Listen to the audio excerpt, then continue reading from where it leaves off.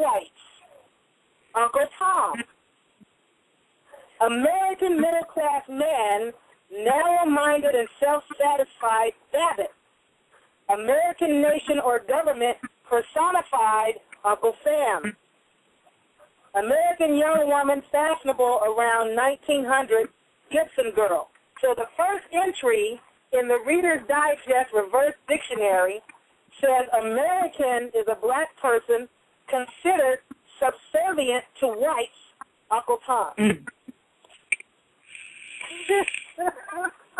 I don't know what it takes. I don't know what people need. I've even told people to go to YouTube and search, go to youtube.com and type in the search ST, which is the abbreviation for Saint, Mary, M-A-R-Y, of the good, G-O-O-D, winds, W-I-N-D-S, like the wind blowing. Saint Mary of the Good Winds is a 30-second clip that shows the most accurate portrait ever painted of Columbus hanging now in Italy, not in Italy, in Spain, in Seville. It's in Seville, and it's hanging there, and they show a portrait of Columbus and the Indians that he took back to Spain with him. And all you're going to see is so-called African-American, Negro, black, colored brothers with afros. And on that video clip, they call them Indians. So I don't know who's on the reservation, but yes, let's bring in the caller. Okay, hold on. I am opening up the line for area code 845-0849. If you have any questions, comments, and observations, your line is open. Hey, ladies. Hi. Yes, I've been listening for probably 20 minutes of the show, and I was getting into the research about everything that's going on. I gotta be easy right now, but as far as I bumped into a lot of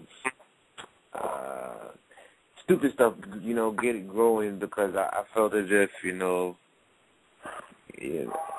let me see, how should I phrase it? The English language is very restricted, and I've been learning some stuff as far as, let me just try to be straight up and direct about, the original history of the peoples of the world and who has entitlements to what and how people are actually manipulated and stuff like that. So basically, I work on higher principle. I just know what is correct, and I'm very articulate, whatever. But more than that, I realize, that there are issues. Right now, I'm just looking for the right teachers because the teachers that I bumped into were trying to take advantage of me to push me towards their agenda. But then I snapped out of that, and now I'm just trying to fold myself out of this apartment situation that I'm in. I'm basically in the Bronx.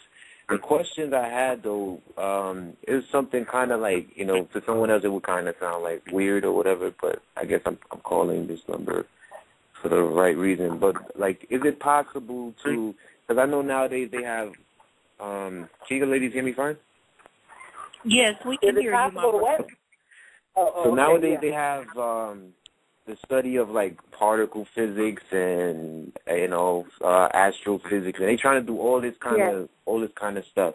The young lady, she was speaking about molecules and all atoms and all this other stuff.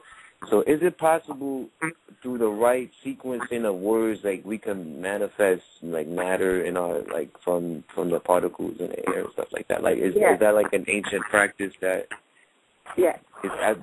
that's possible? Absolutely. Yes. That's what I was saying. Astrophysics, my brother. Astro travel. Yes. You modify the environment based on the things you think and based on the things you say. A lot of what's wrong with the world is wrong because the heart of the world are these melanin-rich people that have been tricked into buying into being cursed as so-called black, which they're not. I don't have that issue, but I mean... I'm not saying that you do. I'm saying that those people are the people that are creating the problems in the world, and as such are also the people that can create the solution. It's all right. So virtually, you know, with my abilities, Okay, once I'm able to link up with the want to talk. Sorry, once I'm able Word, to link shape, up and with the mold, my right. brother. Word, shape, and mold the chi. What you talking about, which is not the brain. It's the energy in the brain of oneself. It's not the body. The body is called the temple. The temple just houses the chi, which is called a host or a vessel. But All right, the real so energy I'm trying. I got about you. the Moving too astrophysics. fast. Yes. Moving too fast. I don't really think he has a question. He wants to talk. No, I'm trying to like let you ladies know where I'm trying to, you know. You asked the question. We're trying to answer the question. I'm a little advanced too, but I just like I'm missing bits and Not pieces really. and stuff. Cause your logic of the situation is that it's one world, but I bring it to a scientific reasoning. I could mix them. I could battle. I didn't say it won't work. Because basically, So, brother, you asked us about this. You are listening. So you don't know scientifically. To you. Scientifically, it's been proven that the world is what it was once one. You could prove it that way. It even says it in the Bible. The way you saying it's correct as well. You know, they called it Pangea or whatever the case is. Now, what I'm trying to figure out. Where I was going was I was trying to tell you that if you don't really know how to do it with the words and the language, if you can stop talking for a minute, I can answer your question. We have to. Can you put him on mute for a second? Because other people want this answer. What I'm trying to explain to him is if you don't. Well, you stop talking for just a second so I can answer the question. Even if you don't want the answer, there are listeners that do want it. For people that don't know how to deal with the language, because this stuff is molded based on your thoughts, you can create the images of what you want based on pictures. And never mind the languages you speak and the restrictions of English. You can get images, pictures, cutouts of magazines, and think things through the images of what you want. You can cut your face into different things. I want this kind of car. Take a cut of your head, paste it on there, post that up, and look at it and don't utter any words, and you can do it with thoughts. Now go ahead. I'm done. Yes, my sister, I muted the brother and he hung up. But if he is still listening, what I want to also say to him is that when you look at the word listen, you can break that word down by looking at it and seeing that it is LISTEN. So you must list the question, and then you must opt into your ears to listen to what it is that you have answered. He did not call to listen. And this is unfortunate that we have such horrible ability to listen to one another. And that takes me back to the element of what you were talking about earlier today when you were saying that part of the issue is a female. In this patriarchal society, it is like that. And my brother, I just want to say to you, please reflect into the mirror. Because if a brother cannot listen to a sister, that is number one problem right there within your own self.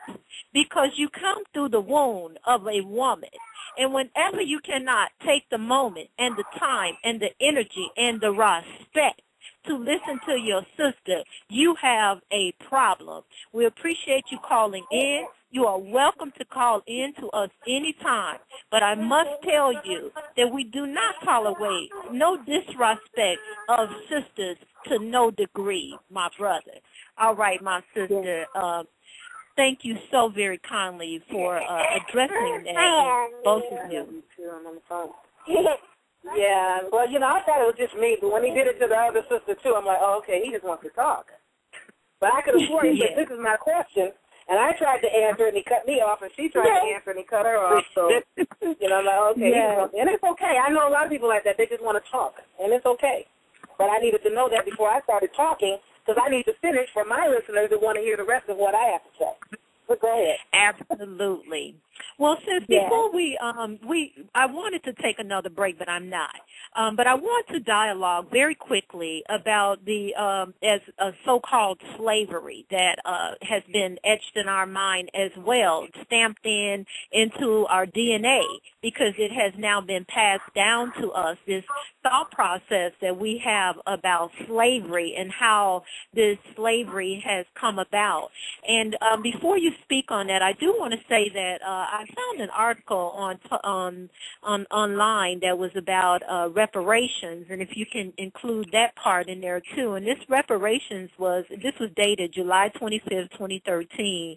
It was from the HuffPost Black Voices, and you have the Caribbean countries now who have united, and they are seeking compensation from the 3 European nations. And I believe that I heard you speak about reparations, and there was another word that you used. You didn't use reparations. I want you to talk about that.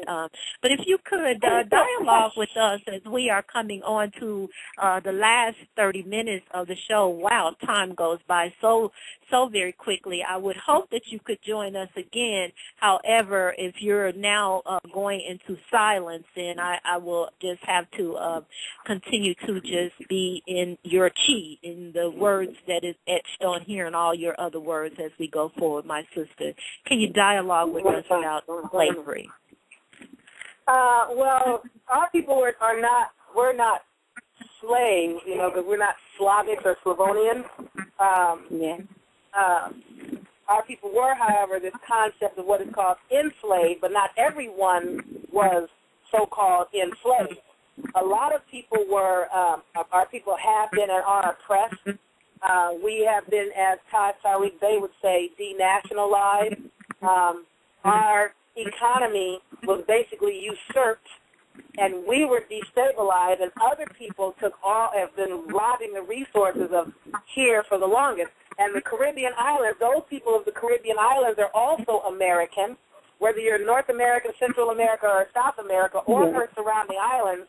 And you are all these copper-colored, brown-skinned races of people. And when I say brown, I don't mean what people call Mexicans, because they're really tan or whatever. Some of them are peach colors.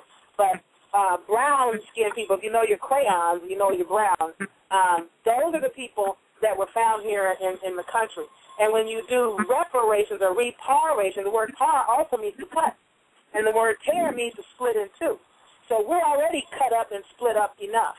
We need to be restored, not repaired or repart or cut even further into parts, pairs, and components. We need to unify again as a corroborate, not be in unity, but be in unification, because to be in unity means to be not one, and to be unified means to be one. So we need to be restored, which means you need to try to put us back as much to the way you found us as possible, as far as the wealth and the resources, which I don't see how they can do, because they're not willing to relinquish back to us all the gold that has been extracted from our land, all the silicon chips, or the wealth and payment for them, for that matter, all the silver that was stolen, the oil that's stolen, the lumber, the timber, the copper, the steel, all kinds of things have been, the fruits. Can you stop that? The fruits, vegetables, and things like that, all of these things that have been extracted from our country to make other people's countries wealthy. Rome, Italy, which is, the Vatican is a country in and of itself. With its own bank, own post office, it is a country. The crown head of England, the city of London. Can you hold on 1 second? I need to get this girl to turn some distracting because it's really distracting me. Can you turn that down, please? These people have become immensely wealthy at the expense of the empires that they have destabilized all over the world. And they started out on pale-skinned people first, to tell you the truth, just so you know. So, no, the word I use is restoration, restore. That means to stock everything back up, put the wealth back. And I don't see how they can. They can give us unlimited lines of credit. We should be able to get whatever we want and bill it. I want a new car. Bill it to the United States. I need a refrigerator. Bill that to the United States. I'd like this land. Bill it to the United States. Or bill it to the Vatican or bill it to England or whoever.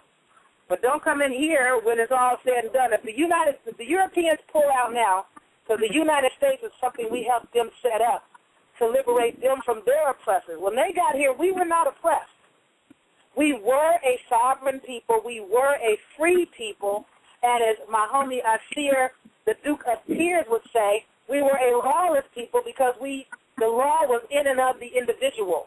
and each individual conducted themselves in a, for lack of better words, we're not going to say law, in a jurisprudence type of manner, doing that which is the most appropriate thing to do without harming anyone else. See, there's a difference between law, fact, and jurisprudence. They practice law,